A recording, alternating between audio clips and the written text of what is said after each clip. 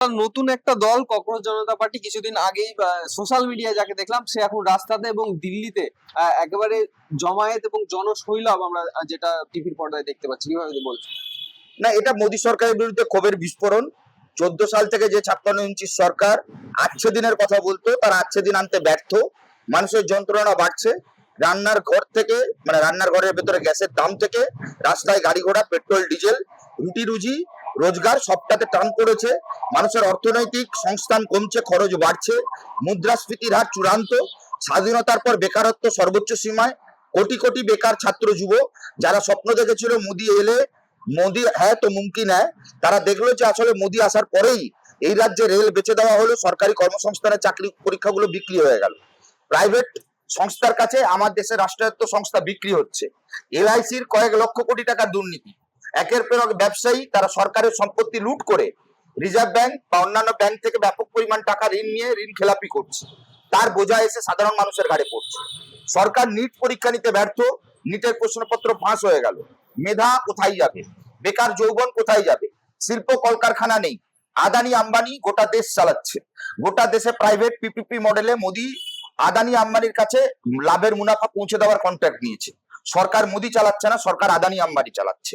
স্বাভাবিকভাবে যে কোটি কোটি বেকার যুবকের ক্ষোভ যন্ত্রণা, তার বহিঃপ্রকাশ ঘটেছে ককরোচ জনতা পার্টির মধ্য দিয়ে। বিরোধী দলগুলো ব্যর্থ, মোদীর বিরুদ্ধে চূড়ান্ত যে আন্দোলন লড়াই তাকে তীব্রতর করতে, তার ব্যর্থতার ফসল হিসেবেই ককরোচ জনতা পার্টির উত্থান। ব্যাপক অংশের যুব সমাজ তাকে অ্যাড্রেস করার জায়গায় বিরোধীদের ব্যর্থতা আর শাসকের এই 14 সাল থেকে 26 সাল এই দীর্ঘ সময়ে যে বঞ্চনা, ক্ষোভ, যন্ত্রণা, কাজ না পাওয়া, বেকারত্বের হাহাকার, তার মধ্য দিয়ে মানুষের রাগ, তার ঢেউ আজকে দিল্লির বুকে আছড়ে পড়েছে। যে আমরা বারবার দেখেছিলাম জেনজি কে বলা হতো যারা মোবাইল সোশ্যাল মিডিয়া থেকে বেরোতে পারবে না, তারা কিন্তু বেরিয়ে রাস্তাতে এলো। গোটা পৃথিবীর ইতিহাস তাই বলছে। উপমহাদেশের যদি রাজনীতি আপনি দেখেন, বাংলাদেশ বলুন, নেপাল বলুন, শ্রীলঙ্কা বলুন, জেনজিরাই পরিবর্তন ঘটিয়েছে। আধুনিক ভারতবর্ষ, আধুনিক পৃথিবী, আধুনিক দুনিয়া। এই জেনজি ভোটাররা একমুঠো ফোনে বন্দি শুধু নয়, তাদের মগজের ভেতরে বারে বারে চেঞ্জের কথা ঘুরছে, পরিবর্তনের কথা ঘুরছে। তারা এগোতে চায়, তারা প্রগতির কথা বলতে চায়। যারা আমাদের দেশের বুকে ঘৃণার রাজনীতি, বিদ্বেষের রাজনীতি, জাতপাতের রাজনীতি, ধর্মের ভাগ বাটোয়ারার রাজনীতিকে প্রমোট করেছে এতদিন, তাদের বিরুদ্ধে দাঁড়িয়ে জেনজি মনে করে যে জাতপাত, ধর্মীয় বিদ্বেষ এটা ভারতবর্ষের আগামী হতে পারে না।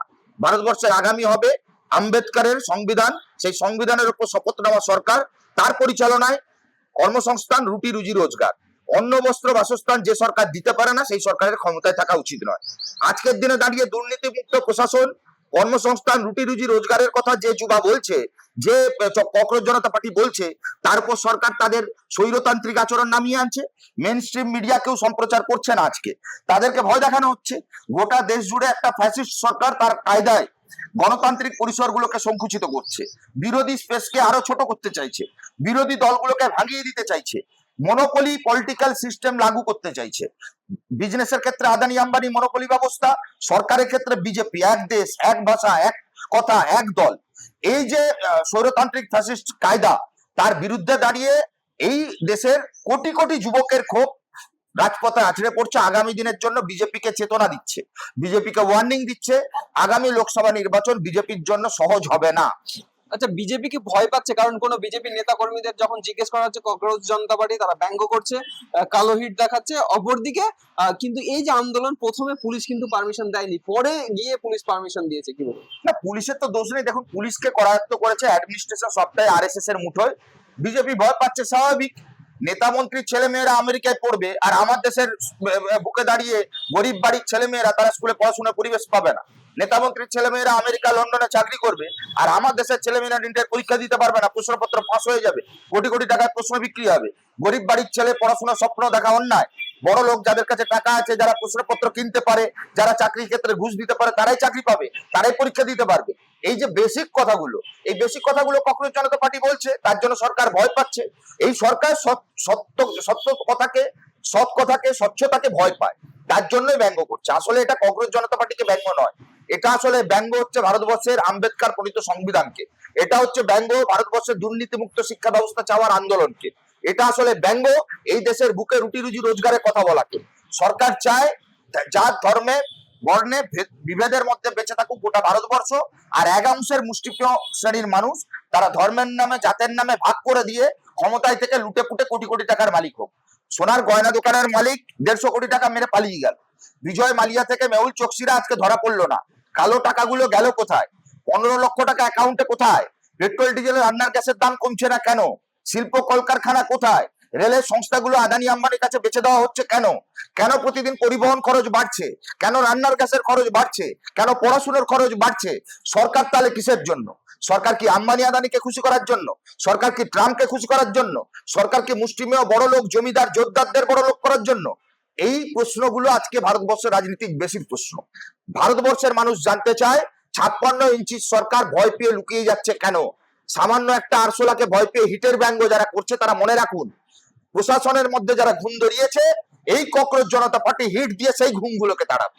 ভারতবর্ষের রাজনীতিতে যারা বিদ্বেষ, তিক্ততা, ঘৃণার রাজনীতিকে প্রমোট করেছে তাদের বিরুদ্ধে আম্বেদকর, বাবা সাহেব আম্বেদকরের সংবিধানকে হাতে নিয়ে ককরোচ জনতা পার্টি সহ তামাম বিরোধী দল যারা নৈতিকভাবে এই আন্দোলনে রয়েছে তারা ঐক্যবদ্ধভাবে ভারতবর্ষের শত্রু, আসল শত্রু এরা যারা দেশকে বেঁচে দিচ্ছে।